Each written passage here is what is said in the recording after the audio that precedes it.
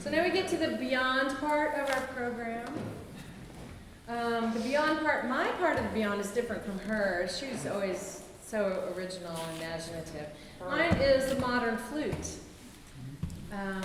And the next piece was written not by the man whose name is next to it, but this is his variation on it, Charles Nicholson.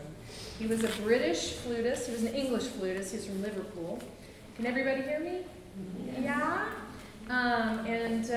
He was really well known. He was a huge celebrity in his period of time. You can see his birth dates in your program.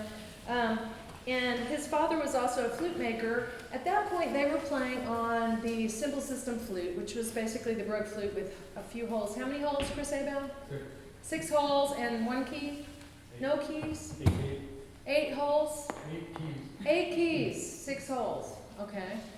And anyway, Charles Nicholson is probably the reason that this modern flute was made, not this specific one, but the modern flute that was actually developed in the 1840s and 50s by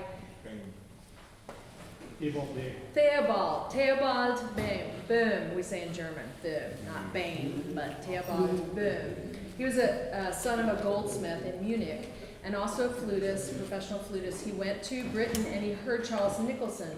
One thing Charles Nicholson's father did was line a head joint with metal. So Charles Nicholson got a bigger sound. He had bigger holes in his flute, and he was known for his really big sound that he had.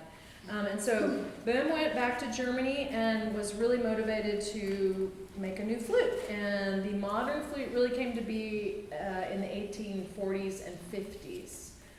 This is an Abel flute made here in Asheville. How many of you have been to my husband's shop? Look at that! Oh, well, he's up there all the time behind the Grove Park Inn at Grovewood Village. He lives up there. He sleeps at our house.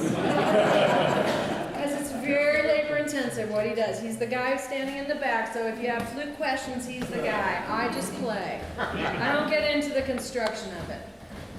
Roslin Castle. This is an adagio that he did to huge success. It was called the Beautifully Pathetic Air that he played at Covent Gardens.